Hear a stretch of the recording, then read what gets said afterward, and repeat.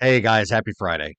Today was one of those days at work where I was having, moments of racing thoughts.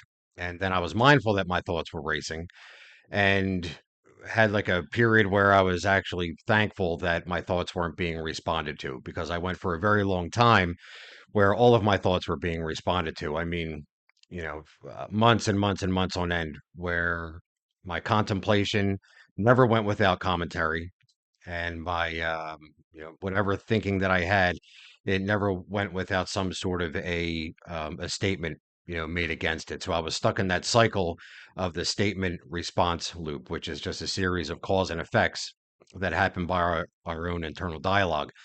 And I was thinking back to when I was really caught up in that loop, and now that things are on the much more quieter end, I think I shared in a post lately where I would say that 80% of my day, to 80 to 85% of my day these days is spent in complete silence in my head, which is a blessing. It's an absolute blessing.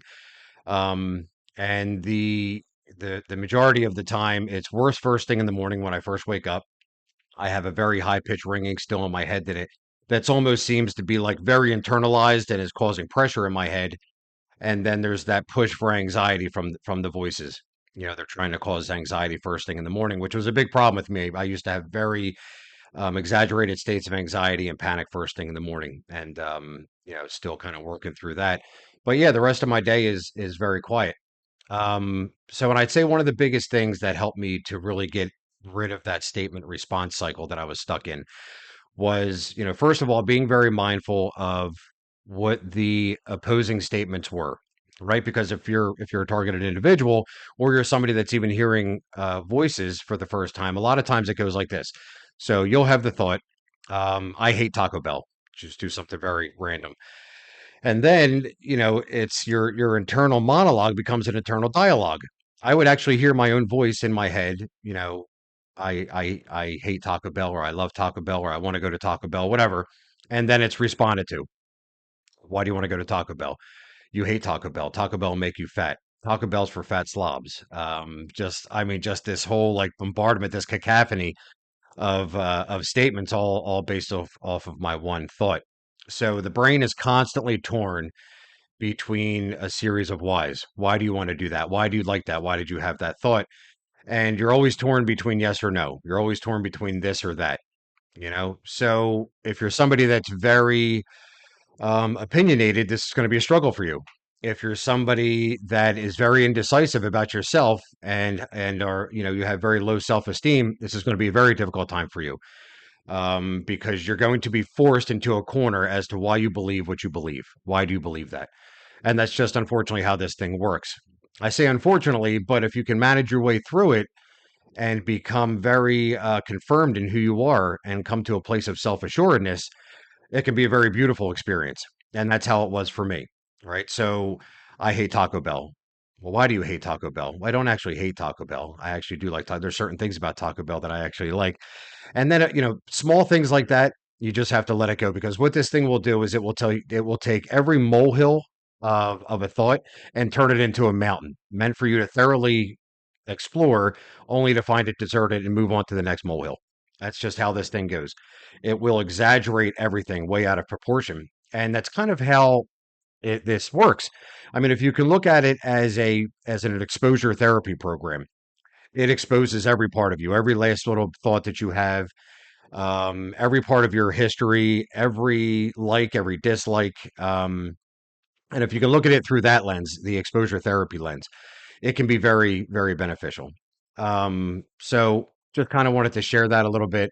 And one of the best ways to break yourself free from that statement response loop, okay, is to, first of all, like I said, become very self assured in who you are, right? Practice a lot of realistic self talk. If there's a lot of things about you that you don't like, fix them. You know, I don't like that I'm a drunk. I don't like that I'm a drug addict. I don't like that I'm a poor father. I don't like that I'm a shitty employee. You fix these things. Otherwise, they're going to harp on them. And they harp on them because you don't feel good about them. There's something about yourself that you're maybe disgusted with, something that you're unsure about. And in that disgust and uncertainty, you're going to be bombarded with it until you either come to a place of certainty where you no longer care about it or you fix it. Like There was a lot of things in my life that I had to fix. Otherwise, I was going to get tormented constantly over and over and over again by these voices. Um, so as time goes on, right, and this is what became very, very important for me, is I had to move into a place where there was no longer a fight because I became very certain in myself. I became very, you know, I'm not prideful, not arrogant, not anything like that, but I liked who I was. I came into a place where I generally liked who I was. And yet the statements still were continuing. Why are you doing that? You really need to watch your weight. You really like body shaming. Shame is known as the master emotion because it is such an emotion of control over a human being and the manipulation that occurs in our minds that shame is used constantly to get a person to think a certain way, to behave a certain way in a situation. So you have to move into an area where you're no longer fighting with this thing. Right. So initially, when this was going on, my mantras were, I exist to overcome. I exist to love. I exist to forgive. I exist to be a good father. I exist to experience things in the right way. Okay. These were the mantras that I kept repeating over and over in my head. And you've noticed that there's a lot of I statements in there. So eventually I had to once an individual becomes very sure about themselves, you generally wish for others to become sure about themselves. That's just kind of the natural way that things go. Right. So I feel good about myself.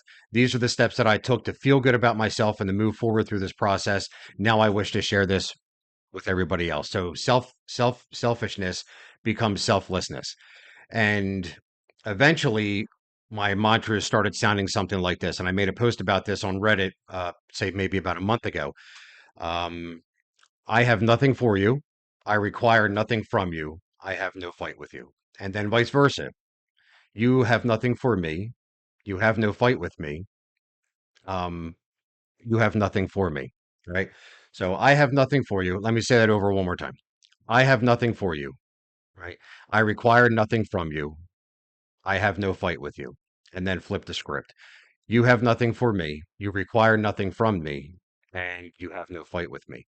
And what this does is it breaks you free from the role of perpetrator and victim. Because as long as you're responding to the V2K statements, you're going to feel like the victim, right? It's a cat and mouse game where you can be the cat one minute or the mouse the next. But as long as you're stuck in either one of those roles, you're you're assuming that the other role exists, right? For as long as I feel bad for what's being said to me, I'm firmly placing you into the role of perpetrator and I am the victim. And then I'm going to get angry. Screw you. I don't have to put up with this shit. Now I'm the perpetrator. I'm going to put you down with my words. You have to break free from all of that. You know, I have nothing for you. I have no words for you. I have no debate with you. I have nothing for you to contemplate over. There's nothing that needs to be spoken about. There is literally nothing that exists between us, right? And that's kind of the mindset that you have to get into. And it takes time. It takes time because the brain naturally wants to respond to being spoken to, right? This is just how the brain works. And there's nothing to be ashamed about that. It's a sign that you have a very normal, healthy, functioning brain, right? It's a brain that wants to respond to communication. We communicate. We're a very social species. We communicate. And unfortunately, that aspect of our species is taken advantage of with this thing. It's very difficult for the brain to not want to respond when being spoken to, even if it is in your head. No matter how much you hate it, you're still going to hear yourself responding to it. But if you can respond to everything, right? Once you come to a place of self-assuredness. Now, again, I want to reiterate that this only works once you come into a place of self-assuredness, because if you're not coming to a place of self-assuredness, then your intention behind that last statement, it's not going to mean anything because you're still lacking within. You understand what I'm saying? Your self-image is still very negative, right? You have to come into a place of actual self-image, meaning I am okay with this person that lives in this present moment in time. This person that is speaking to you right now, Kevin, I'm okay with him. I'm okay with the words that are coming out of his mouth. I'm okay with his lifestyle. I'm okay with the way he manages his family, the way he manages his community, the way he manages his finances, the way he manages his spiritual walk. I'm okay with this individual. This is very realistic self-talk, okay? I have nothing for you. I require nothing from you. I have no fight with you. Okay. So, work on that. That's just something to work on. That was a series that I kind of had to go through with all of this, and I hope you guys are getting something out of these talks. Please leave comment. That was a mixture between feedback and comments. Comment. Please, please leave comments or feedback below, and feel free to subscribe to the channel. And if you're getting something out of this, and you know other people that can possibly get something out of this, feel free to share it in other communities and with other people. So, all right, thank you guys for your time, and take care. All right.